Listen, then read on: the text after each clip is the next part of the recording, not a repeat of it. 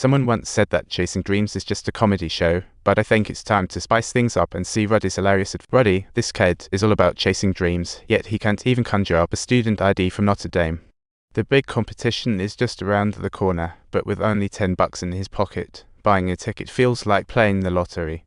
This wall is like a mountain peak on Ruddy's dream-chasing road. Crashing into it is like flipping a car, but he just has to keep every night in the road. Rudy still rolls into the utility room like it's a slumber party. She turns on the light, finds herself wrapped in a blanket with a key. The manager secretly gave her perks. The next day, Rudy sought out the manager to express her gratitude, and the manager's caring attitude quietly touched her heart as she was preparing for the final exams. With a bunch of BS, Rudy feels like she's just soared through a grade leap, but she's still far from Notre Dame, and her application gets returned like bad takeout. On Christmas Eve, Rudy shows Dad her report card, and he's as indifferent as a rock, while her big brother is still a professional mocker. Wait a minute, Rudy's girlfriend is dating his second brother. That's just too unbelievable. Rudy's mood plummets to rock bottom. He storms out in shame and anger, embarking on his lonely quest for dreams. The streets are lit with 1,000 lights, but not a single one shines for Rudy. To prove himself to his family and himself, Rudy dives headfirst into studying this semester.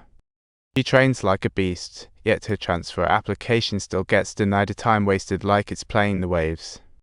The manager's pep talk lights a bulb in Rudy's head, making her realize that being fixated on results made her miss the joy of the journey. With a refreshed mindset, Rudy puts all her thoughts into the next semester. But alas, the results of her application are still disappointing. Rudy feels lost, clueless if her years of hard work are worth it. If the fourth semester doesn't pan out, she'll miss Notre Dame by a mile. Because Notre Dame doesn't accept junior transfers, Rudy seeks help from the priest in the chapel. The priest comforts her, saying that sometimes dreams are just a step away, but some people still choose to give up. In her final semester, Rudy submits her application again, this time bursting with excitement and anxiety as she opens the envelope. The more she reads, the more emotional she gets, tears streaming down her face. 4 years of hard work are finally paying off. She rushes to share the good news with her dad, who looks at the acceptance letter in disbelief. Subtitles. Rudy is extremely proud, yet because of her short height, she is effortlessly knocked down during her very first scrimmage session. The coach insists she keeps going, and she stubbornly demands another shot, not backing down even when injuries are involved. To earn opportunities, it's all about putting in the effort. After a few days of hustle, the assistant coaches start debating Rudy's fate. The older assistant coach sees Rudy's tenacity and reminisces about her persistence in her younger days. She warns Rudy to be strict, slack off and you're out. Rudy's thrilled, her dream nears. Rudy finds the court manager to return the key and thank her for her help over the years, but the manager just looks confused. With no reply from the manager, Rudy leaves disappointed, saying, "You'd better come watch me play." During the upcoming practices, Rudy embarks on a tough journey as a practice player. Her tiny body gets knocked around every time, yet she always pops back up for the next round. Like a little sheep, she can be bullied anytime, yet as long as she can wake up, she'll tell the coach with gusto. After the training ends, the captain stops Rudy to apologize, but still suggests she doesn't take it too seriously. Not only does Rudy learn to train hard, but she also works as a server in the cafeteria to fund her life. Despite her efforts, there are still those who bear her ill will. In the next practice, she seizes an opportunity and knocks down a player. The player gets so furious that he hurls the ball at Rudy, and a brawl ensues.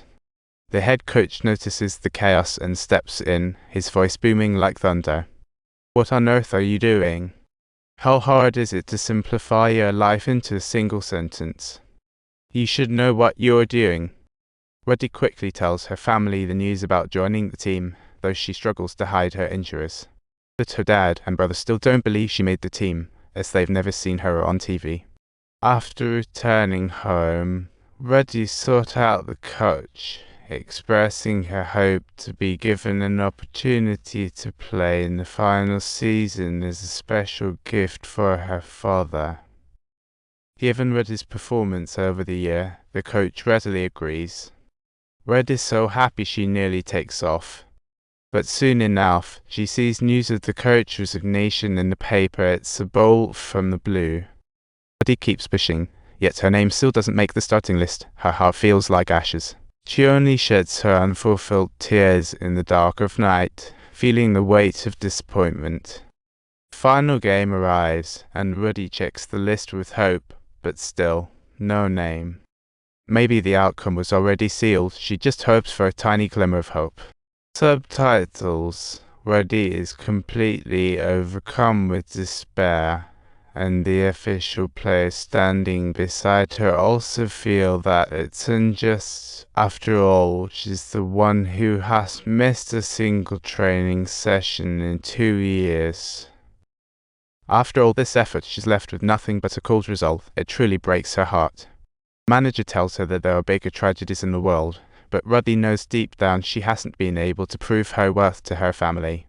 Rudy is sorry that the manager won't get to see her play, but the manager assures her she's seen plenty of matches already. Don't forget to subscribe and follow Rudy's journey. Let's witness the magic of chasing dreams together.